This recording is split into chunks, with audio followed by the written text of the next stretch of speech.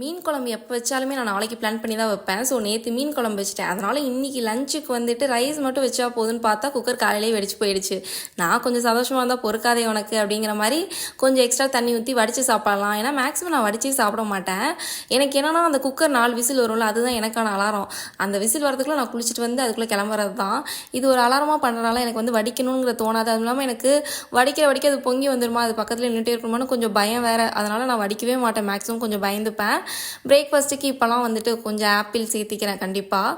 அதுவும் ஒரு வாரமாக வந்து நல்லா ஹெல்தி ஃபுட்டு தான் சாப்பிட்றோன்னு வந்து என் மைண்டில் ஃபிக்ஸ் ஆகிடுச்சு.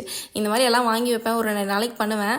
அப்படியும் இல்லைனா உடம்பு சரியாமல் போயிடும். அவ்வளோதான், அதை அப்படியே முடிச்சு விட்ருவேன். அப்பப்போ இந்த மாதிரி தோணும் ஹெல்த்தியாக தான் சாப்பிட்றோன்னு சொல்லிட்டு கண்ட மேனிக்கு சுண்டல் ஆப்பிள் என்ன ஒரு காம்பினேஷன் தெரியல.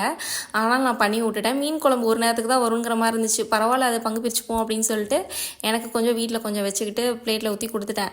காலையிலேயே வந்துட்டு மீன் குழம்பு சாப்பிட்டேன்னா என்னென்னா இன்றைக்கி தலை குளிச்சா கோயில் போகலான்னு தான் இருந்தேன். பட் என்னென்னா மீன் குழம்பு இருந்தனால வந்து இன்றைக்கி கோயிலை ஸ்கிப் பண்ணிட்டேன். பட் என்ன பண்ணேன்னா இந்த வீக்கிலே வந்துட்டு ஒரு 2 டைம்ஸ் தலை குளிச்சுட்டேன். அப்படியே ஹெல்மெட்டு போகிறதுக்கும் அதுக்கும் ஒரு மாதிரி முடியலாம் பிசு பிசுன்னு ஆகிடுது. தலைக்கும் குளிக்க முடியல, குளிக்காமையும் இருக்க முடியல. என்னடா அப்படிங்கிற மாதிரி தான் இருக்குது. பட் வெயில் காலம் ஸ்டார்ட் ஆகிடுச்சு இல்லை, கொஞ்சம் ப்ரிகாஷனாக தான் சுற்ற வேண்டியதாக இருக்குது. தண்ணிலாம் வந்துட்டு நான் எப்பவுமே எடுத்துகிட்டே போக மாட்டேன். இப்போலாம் வந்து பரவாயில்ல, பேக் எவ்வளோ வெயிட்டாக இருந்தாலும் பரவாயில்லன்னு சொல்லிட்டு வாட்டர் பாட்டில் இல்லாமல் இப்போலாம் நான் வெளியே போகிறதில்ல. நீங்களும் ஃபாலோ பண்ணுங்கள்.